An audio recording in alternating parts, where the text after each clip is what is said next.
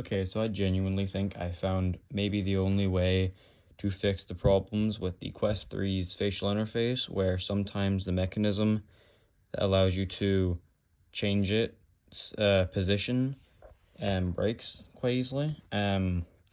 Basically, there's two parts that hold it on. There's two little sliders. There's one there and one there.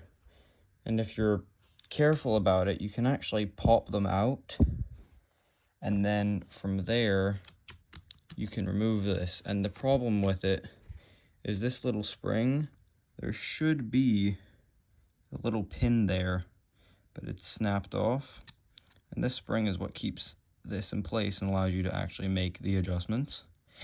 So if you are to glue this back on, then you would be able to change it again. So I'm going to try it out and see if it works.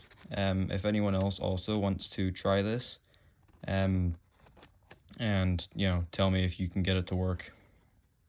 But I do think this might be the only way to fix this issue, and if it's already messed up, I'd say it's worth a go.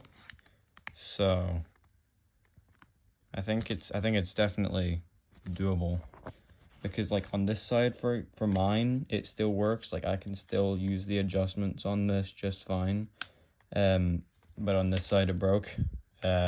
So like I was already gonna try and get a new one from a different company, so I might as well try to fix this one. So yeah, there's basically just a small pin there that snapped off, so gluing that should fix it.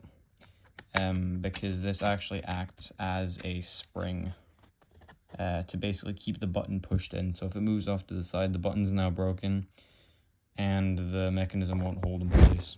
So yeah.